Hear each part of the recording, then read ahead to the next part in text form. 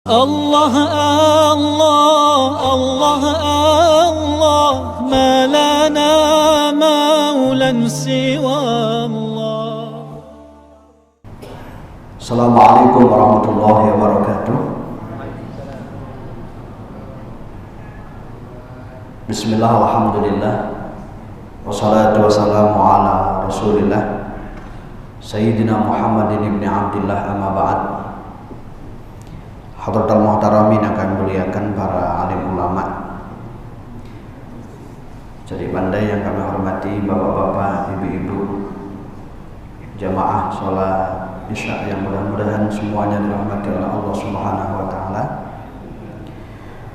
Bersyukur kita kepada Allah pada malam hari ini kembali Allah Subhanahu wa taala perkenankan kita untuk tetap istiqomah dalam menjalani apa yang menjadi rutinitas kita, yaitu kajian fikih yang insya Allah pada malam hari ini kita akan membahas seputar tentang fikih puasa untuk persiapan kita menghadapi di bulan Ramadan. Kita berharap dan berdoa mudah-mudahan Allah Subhanahu wa taala panjangkan usia kita sehingga kita bisa kembali menjalani ibadah di bulan Ramadan. Mudah-mudahan Allah Subhanahu wa taala memberikan kesehatan lahir batin kepada kita semua sehingga Allah Subhanahu wa taala memudahkan kita untuk melakukan ibadah-ibadah yang dianjurkan untuk dilakukan pada bulan Ramadan nanti. Amin amin ya rabbal alamin. Salatullah ma'asalami bersama-sama kita haturkan keharibaan baginda Nabi Muhammad sallallahu alaihi wasallam. Mudah-mudahan dengan kita selalu bersolawat kepada beliau, kita dijadikan oleh Allah Subhanahu wa taala sebagian dari hamba-hambanya yang kelak akan mendapatkan syafaatil uzma darinya. Amin amin ya rabbal alamin. Bapak Ibu yang kami muliakan, sebelum kita mulai kajian, mari sama-sama kita awali dengan pembacaan surat Al-Fatihah ditujukan kepada baginda Nabi berikut keluarga dan para sahabatnya, para anbiya, para aulia, para ulama, guru-guru kita, orang tua kita, sahabat kita yang telah pulang ke rahmatullah. Mudah-mudahan Allah Subhanahu wa taala senantiasa memberikan maghfirahnya, menerima amal-amal solehnya dan menempatkan ruhnya bersama dengan orang-orang yang dicintainya. Keluarga kita, sahabat kita yang saat ini sedang sakit, mudah-mudahan diberikan kesembuhan oleh Allah. Yang terkena musibah, mudah-mudahan selalu diberikan ketabahan dan kesabaran. Dan mudah-mudahan putra-putri kita Allah jadikan sebagai putra-putri yang sholih dan sholihah, berbakti kepada kedua orang tuanya, bermanfaat untuk nusa dan bangsa. Ala hadhihi niyah wa ala kulli niyatin sholihah wa ala marawihi salafun sholihun ajrakumullah. Al-Fatihah. A'udzu billahi minasy syaithanir rajim. Bismillahirrahmanirrahim. Alhamdulillahi rabbil alamin. Ar-Rahmanir Rahim. Maliki yaumiddin. Iyyaka na'budu wa iyyaka nasta'in. Ihdinas siratal mustaqim. Siratal ladzina an'amta 'alaihim ghairil maghdubi 'alaihim waladdallin.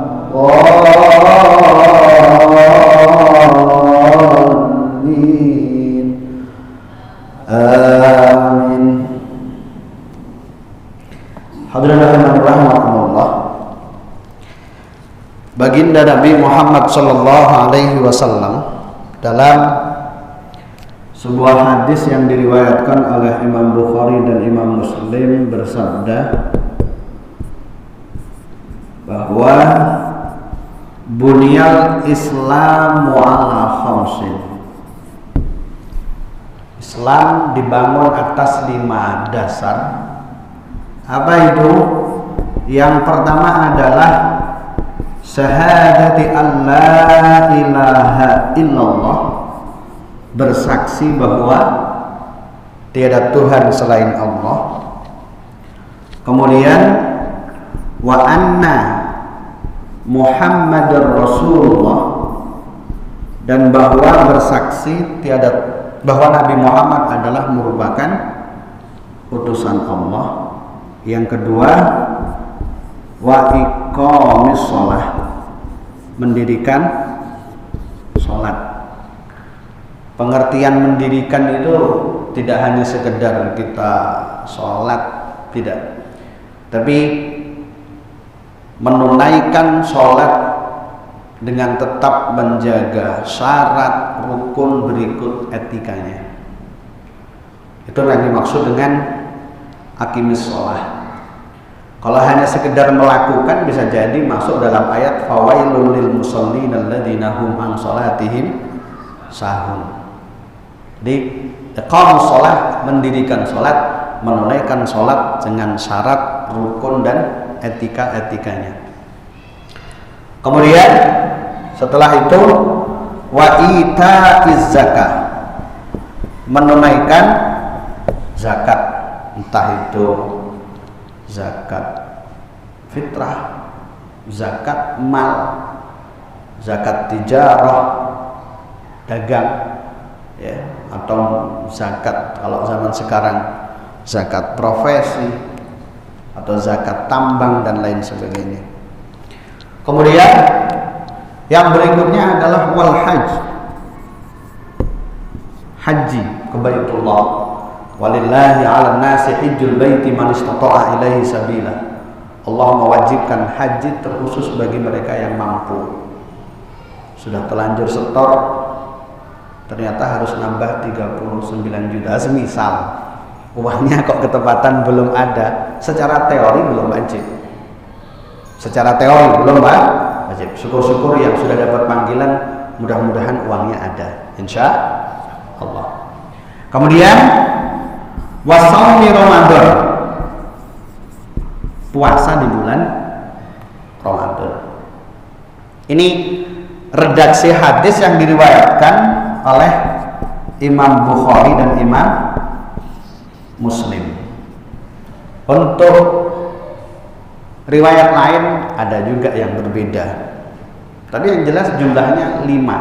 Yang membedakan dari sisi urutannya. Ya.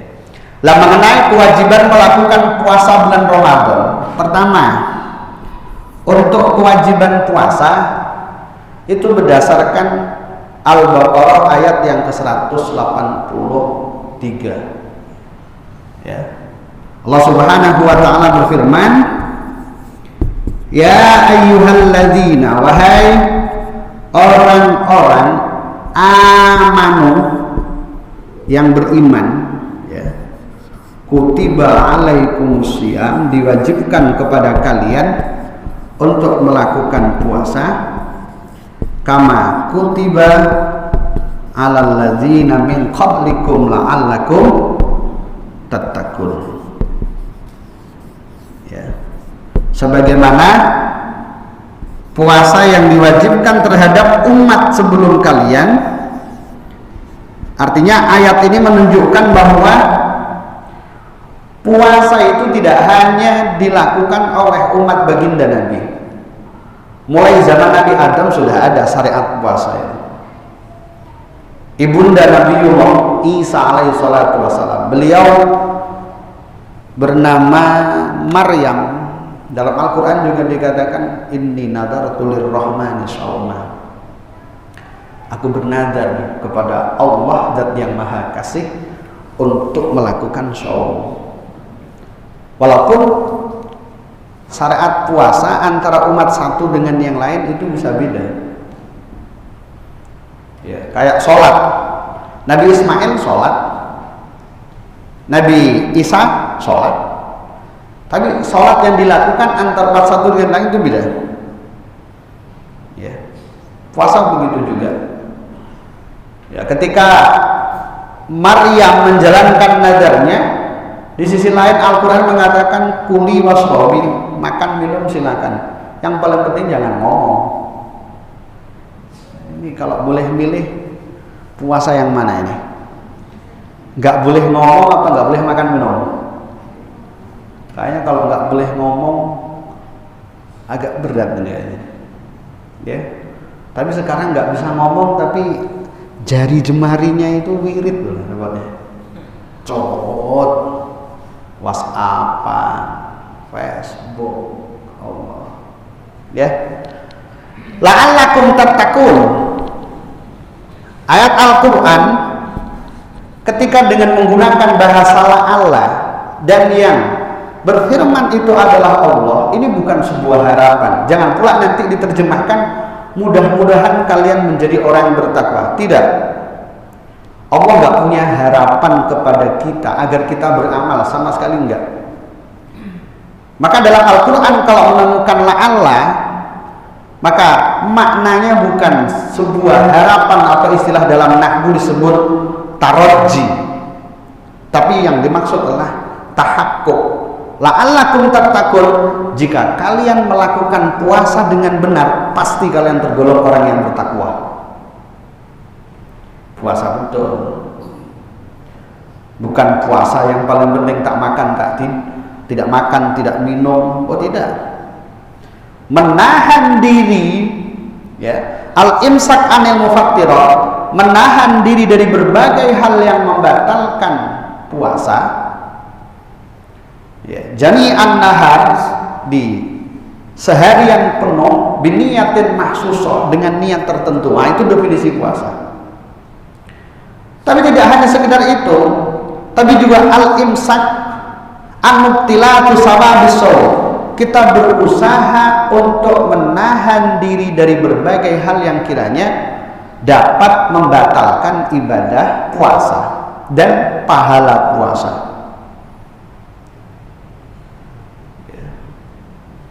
Maka sebagian ulama tasawuf itu mengklasifikasikan orang yang melakukan puasa itu ada istilah shaumul awam, shaumul khawas, shaumul khawas. Puasanya orang biasa, orang istimewa, orang yang super istimewa. Ya. Jadi betul-betul menahan diri dari hal yang membatalkan puasa dan hal-hal yang kiranya dapat membatalkan pahala puasa. Karena bisa jadi kita Ramadan tak makan, tak minum, tapi di sisi lain membicarakan aib orang lain, terus jalan.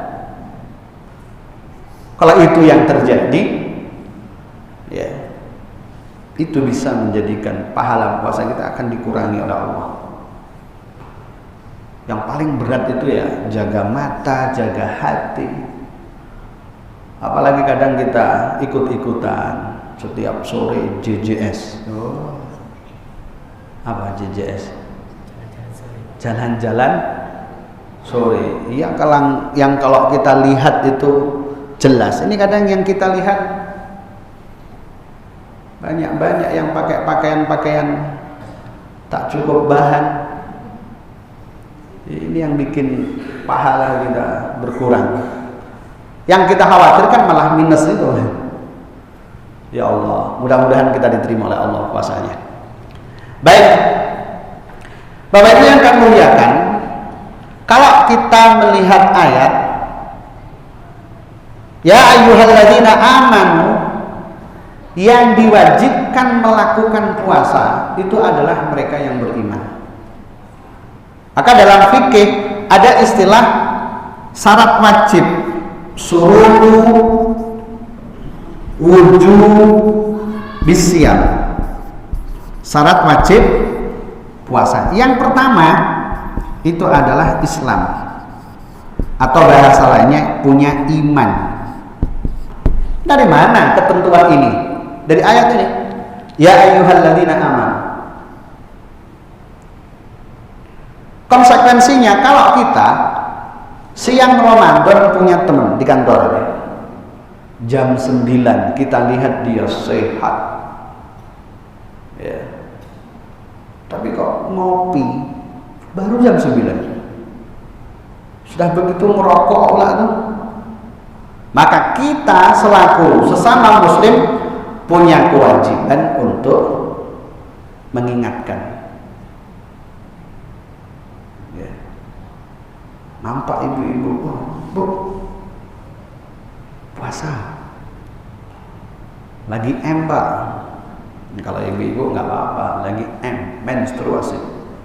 Yang repot tuh bapak-bapak, lagi males. Mudah-mudahan di Marbella nggak ada. Ada nggak kira-kira ya? Oh, nggak ada yang hadir ya. Insya Allah. Tapi kalau kita punya teman, dia bukan seorang muslim, non muslim, jam 8 itu sudah sarapan ya. Maka kita nggak ada kewajiban untuk mengingatkan, tuh nggak ada ya, nggak ada kewajiban. Jadi nahi mungkar tidak berlaku kepada mereka. Terus sekali lagi, syarat yang pertama itu adalah Islam. Yang kedua, orang wajib puasa itu kalau dia sudah baligh. Anak kita laki-laki sudah berusia 15 tahun atau belum 15 tapi sudah, mohon maaf, mimpi basah. Ya.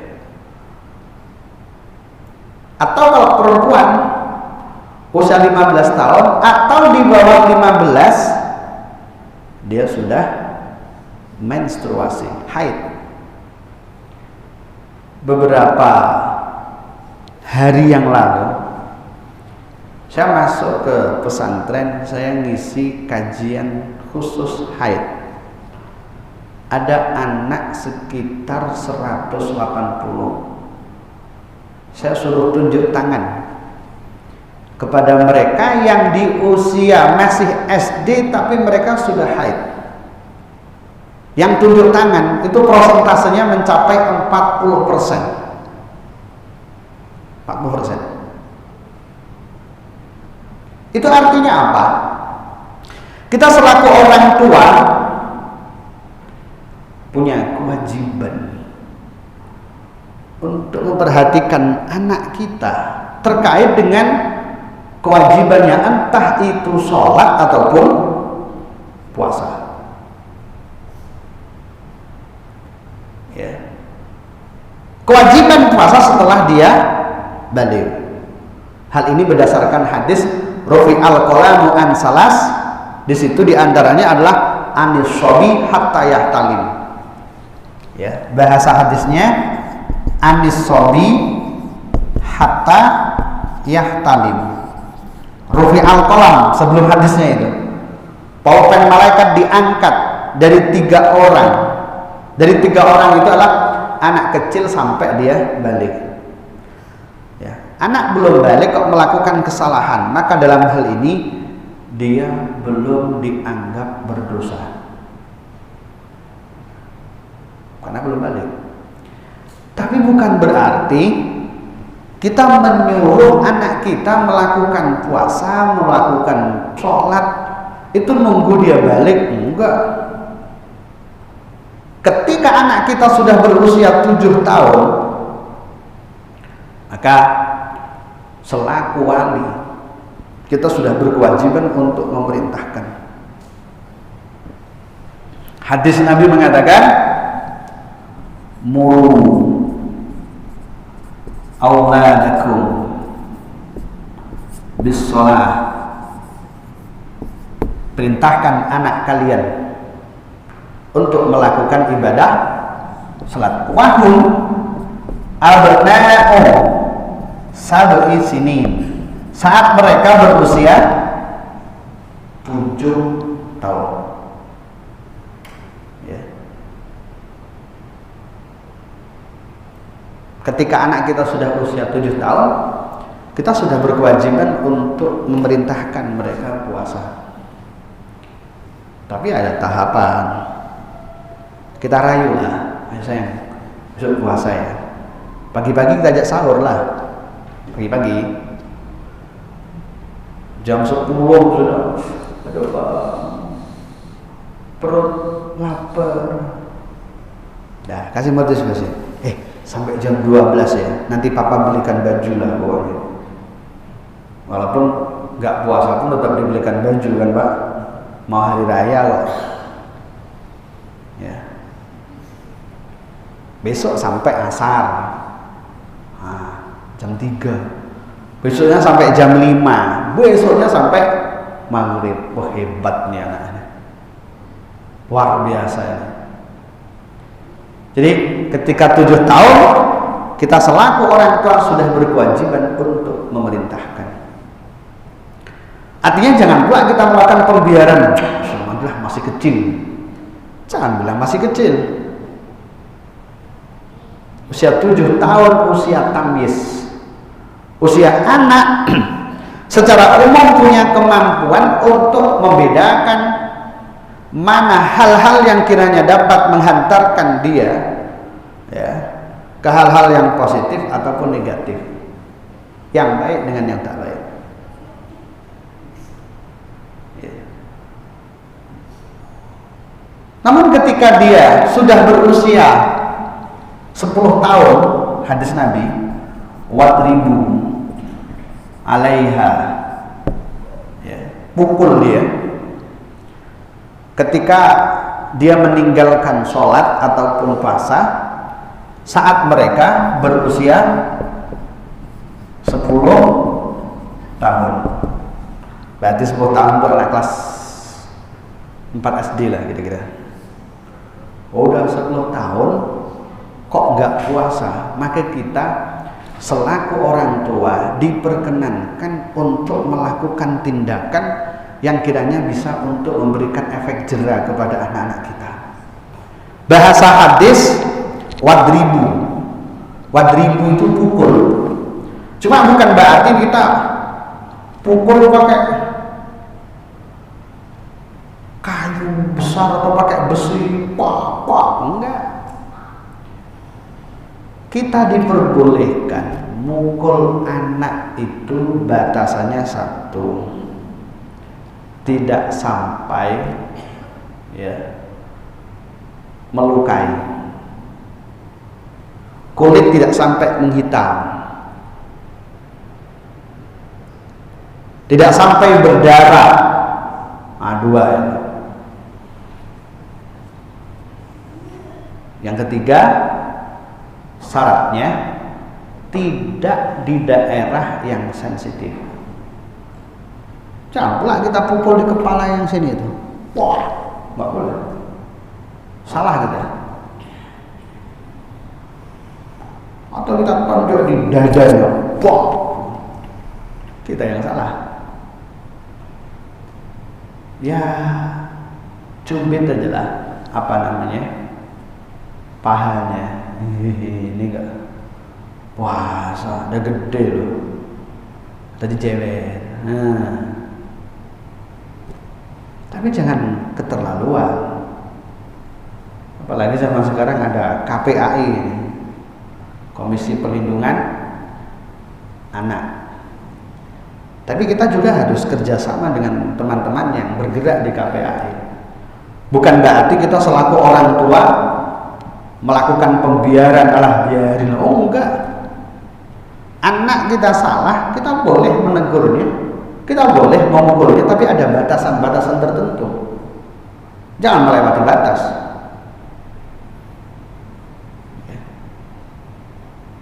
Itu. Jadi yang kedua, syarat orang wajib melakukan puasa itu kalau yang bersangkutan sudah baligh. Yang ketiga, berakal. Akal. Kalau kita punya keluarga usia sudah 90 tahun, jam 4 itu kita ajak sahur, jam 8 beliau sudah bilang, oh punya anak 6 gak ada yang jelas, bapaknya kelaparan gak ada yang mau ngasih serapan. Oh, berarti yang bersangkutan beliau sudah pikul. Kalau beliau sudah pikul, selaku anak kita tidak perlu memaksakan beliau puasa. Udah, beliau memang gak wajib kok. Kita kasih serapan aja. Itu bakti kita kepada beliau ya begitu. Jangan pula kita malah mengatakan, oh bapak ini dah tua nih pak, jangan pula banyak bertingkah, tak puasa pula, dosa kan pak, masuk neraka kan pak nih. Nah ini dia, anak-anak yang cari gara-gara nih. Jadi berakal.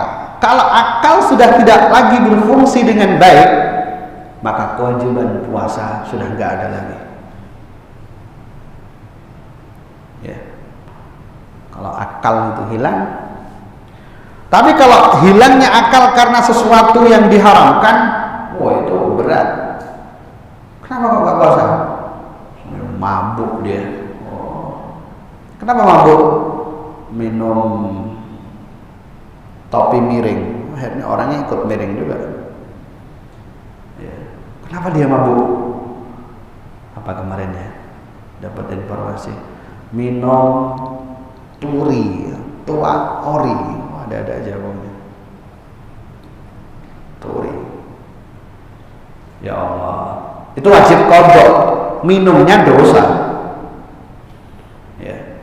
Kecuali kalau hilangnya akal karena semisal, mohon maaf, dia harus menjalani operasi, dibius dia, hilang akalnya.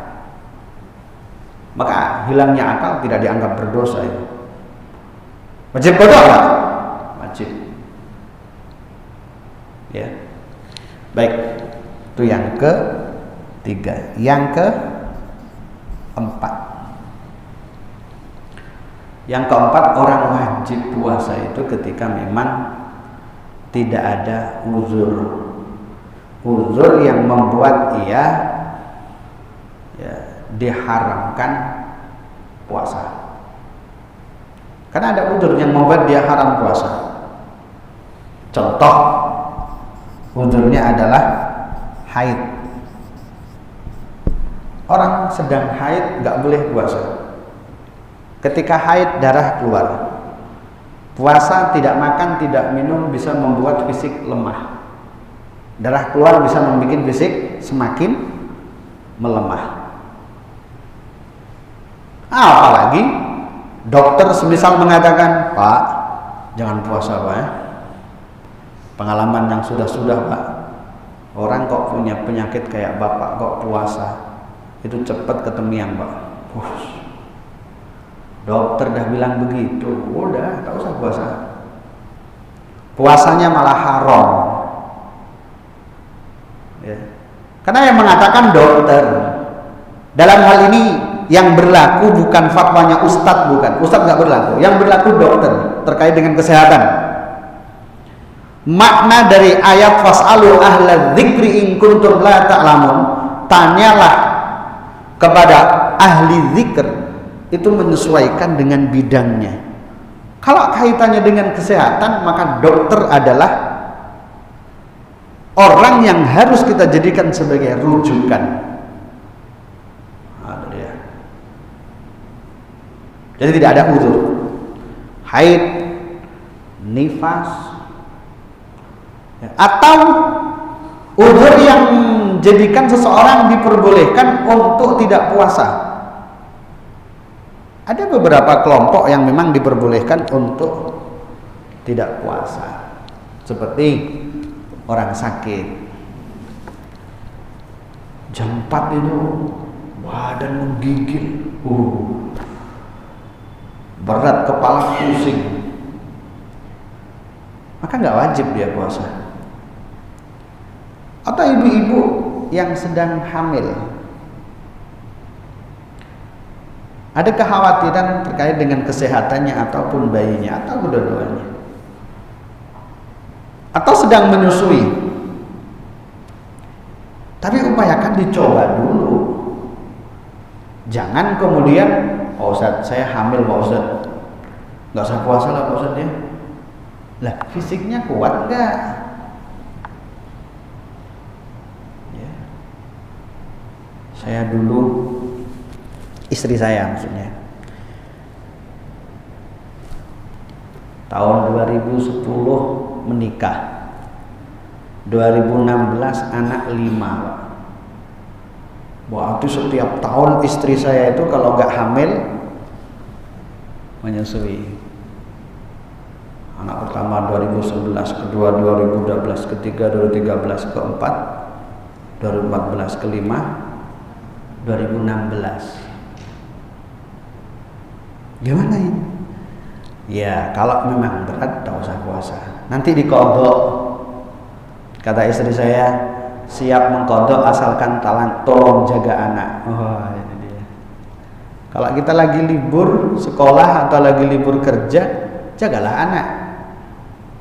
Berikan kesempatan kepada istri untuk kodok. Ini kadang kerjasama antara kita dengan istri kurang baik. Itu kadang laki-laki penting kerja. Apa iya sepanjang tahun kerja terus, masa sih nggak ada liburnya? Ya, ini uzur. Dalam Al-Quran dikatakan faman kana minkum maridan aw ala safarin fa iddatun min ayyamin ukhra. Ada ayat lagi wa 'alal ladzina yutiqunahu fidyatun ta'amun miskin. Orang yang tidak mampu, hamil, menyusui, pekerja keras. Ya, pekerja keras. Tapi betul-betul bekerja keras, Pak. Pekerja keras diperbolehkan tidak puasa itu kalau dalam kitab Bughyatul Mustarsyidin itu harus memenuhi beberapa persyaratan. Pertama, pekerjaan yang dilakukan merupakan pekerjaan yang tidak mungkin diundur di bulan Syawal.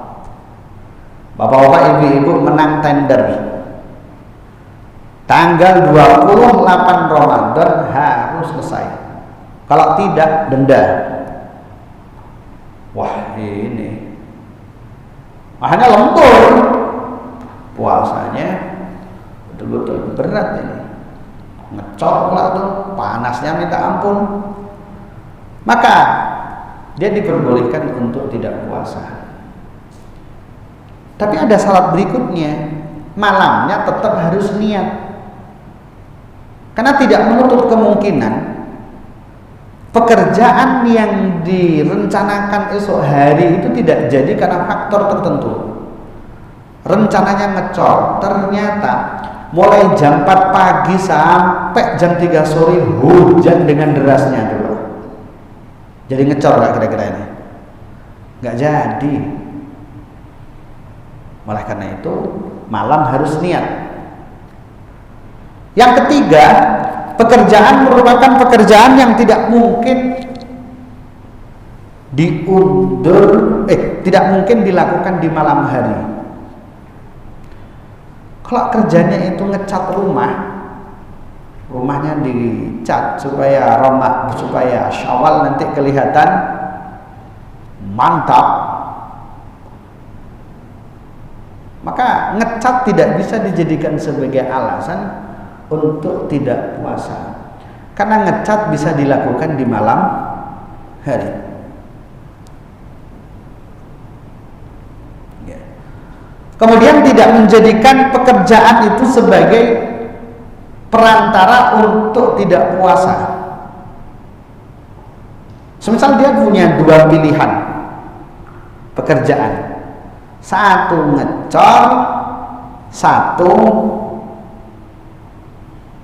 nunggu warung. Ngecor jelas berat, nunggu warung dibandingkan dengan ngecor kelihatannya lebih berat ngecor. Jangan pula, wah saya milih ngecor aja lah biar boleh tak puasa. Ini yang tak betul ya. Dan jangan pula pagi-pagi sudah sarapan, itu nggak boleh. Mentang-mentang mau bekerja jam 6:30 sudah ngopi, makan kue. Nah ini nggak boleh deh. Guru jam-jam 12 saat ia betul-betul merasakan berat, nah silakanlah. Nah, kalau biasa-biasa aja tak usah lah. Nah itu dia. Jadi wajib puasa itu kalau memang tidak ada udzur yang menjadikan ia haram puasa, atau tidak ada udzur yang membuat ia boleh untuk membatalkan ibadah puasa. Itulah Bapak Ibu yang kami muliakan terkait dengan kewajiban kita melakukan puasa.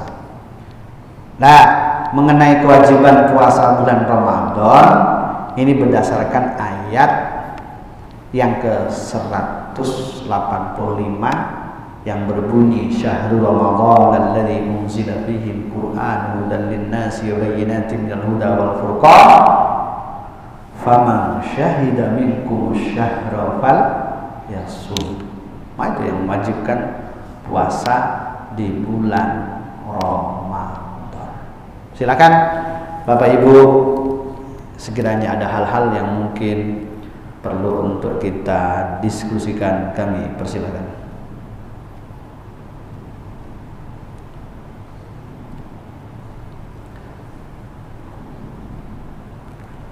Ada? Nggak ada, saya lanjut.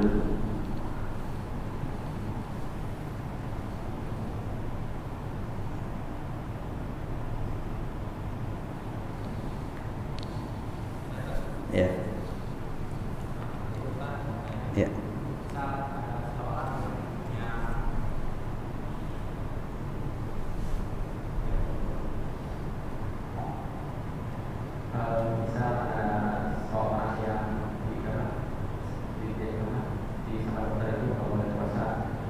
Sama dokter. Selamanya kita boleh puasa, seumur hidupnya boleh puasa. Nah, ini kan bayar dia, bayar dia itu tahu. Baik. Orang periksa ke dokter. Dokter memberikan pernyataan, Pak, selama Bapak masih punya penyakit ini, Pak, Bapak nggak usah puasa, Pak. Dokter betulan ini, maka kita nggak usah puasa, tinggal bayar fidyah aja. Ya. Berapa fidyah yang harus kita bayarkan? Kalau beras satu mud itu ukuran umumnya 6 on.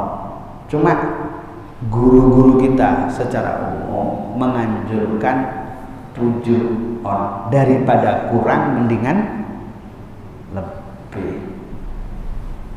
Ya. Atau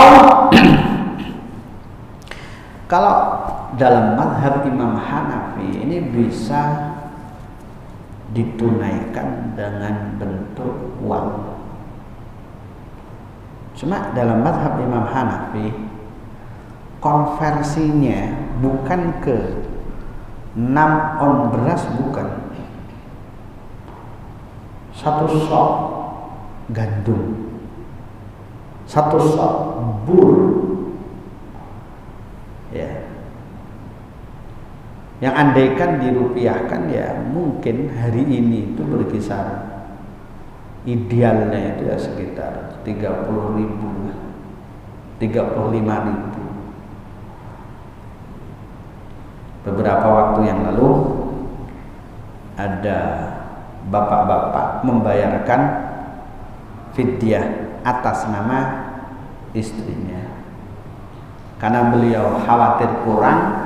1 hari itu dinilai oleh beliau 50.000. Ya, fidyah. Gitu Pak ya. Ini informasi dari dokter betulan kan Pak? Wah, paling dokter yang bilang. Ya, bukan Bang Sidik, bukan. Ya. Ya Pak, gimana Pak?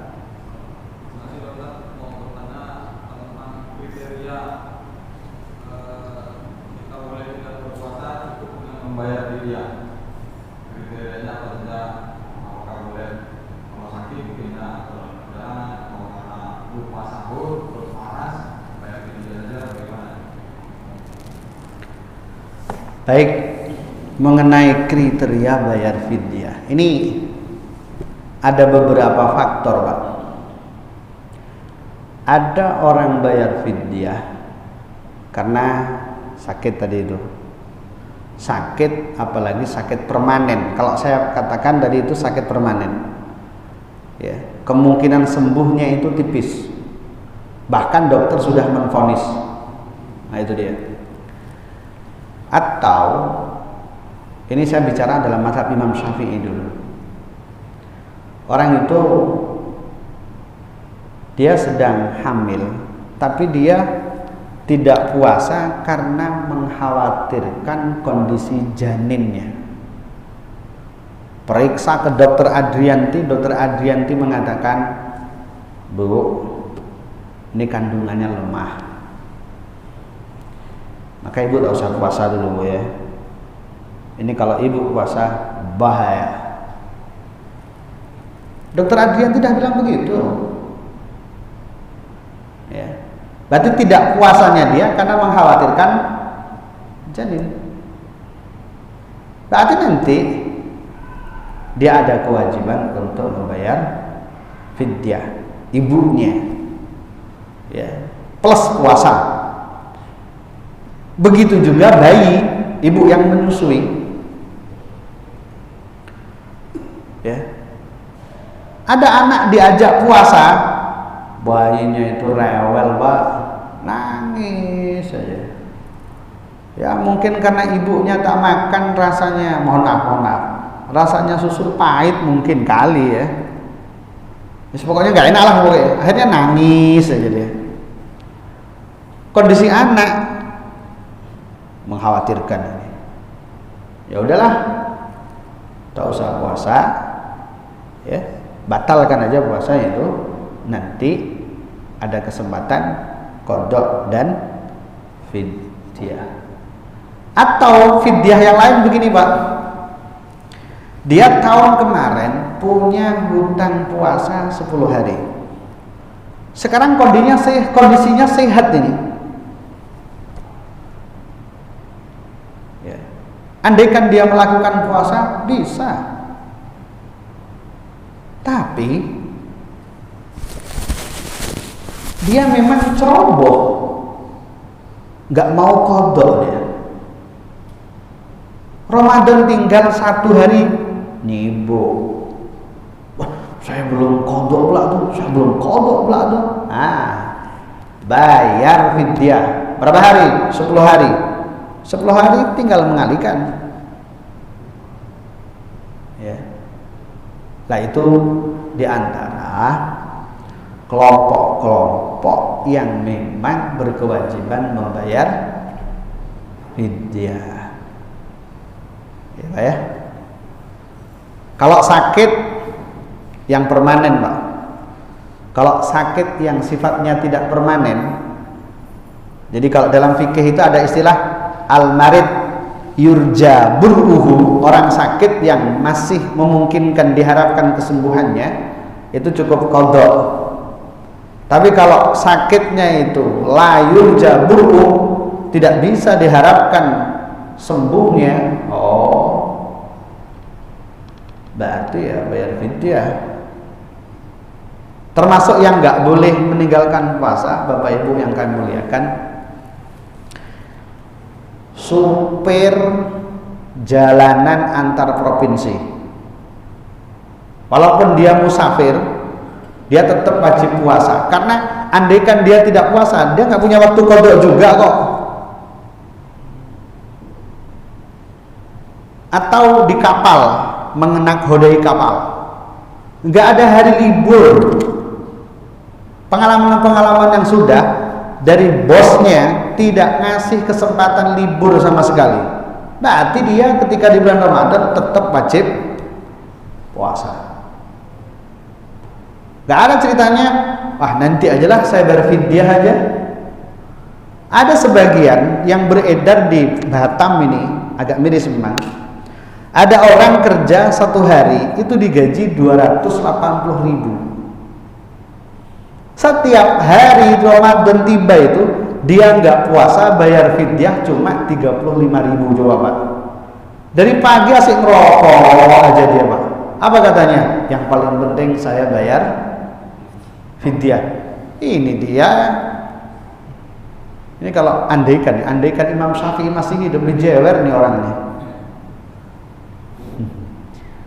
Bukan semudah itu. Pokoknya saya bekerja berat, tak usah puasa.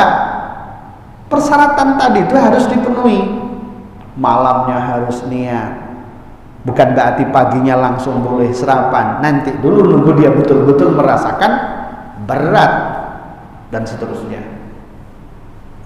Ya. Jadi gitu Pak, terkait dengan fidyah. Ya. Baik, ada yang lain?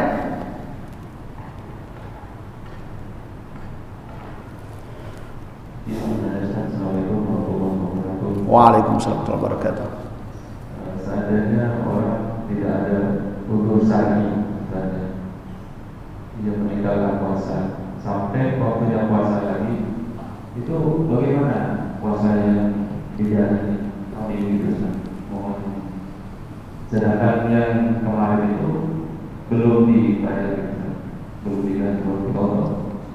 Assalamualaikum warahmatullahi wabarakatuh. Ada seseorang meninggalkan puasa pada tahun 1444 Hijriah. Gak puasa dia. Ditanya, ngapain gak puasa? Males aja. Enak kali jawabannya, males gitu aja. Ya Allah. Sampai 1445 tiba, nggak kodok juga. Maka yang bersangkutan wajib membayar fidyah kali berapa? 30 lah, menyesuaikan puasa yang ditinggalkan pada tahun 1444 tadi. Dengan bayar fidyah bukan berarti tanggung jawab selesai, enggak, belum. Setelah Syawal dia tetap berkewajiban untuk mengqadha. Ada waktu dia mengqadha, tapi dia tidak mau mengqadha, maka setiap detik yang dilalui olehnya semuanya ditulis oleh malaikat dosa, dosa, dosa. Sama dengan orang yang meninggalkan sholat. Kenapa kalau tak sholat? Males. Orang kalau meninggalkan sholat karena males, maka kewajiban qadha harus segera. Fawwar. Kok nggak qadha? Waktu yang dilalui dalam mazhab Syafi'i ini ditulis dosa, dosa, dosa, dosa. Kecuali kalau tidak melakukannya itu karena uzur. Kenapa kamu kok nggak sholat? Ketiduran. Bangun-bangun sudah jam 7. Mau dijamak dengan sholat duha tak patut pula. Apalagi dijadikan langganan. Wah, ini teruk nih. Ya. Salat subuh dijamak dengan duha. Mudah-mudahan di Marbella nggak ada, mudah-mudahan. Ya. Baik, saya kira begitu. Ada yang lain? Satu, Pak. Ayo. Hitungan qadha ini gimana Ustaz? Kan kita kalau dari waktu itu ditahu dari kewajiban puasa. Qadha apa ini? Qadha puasa. Dulu masih umur 7 sampai 18 tahun atau 13 tahun itu jarang puasanya. Masya Allah. Cara hitungnya. Zaman dulu kan masih bandel-bandel. Dulu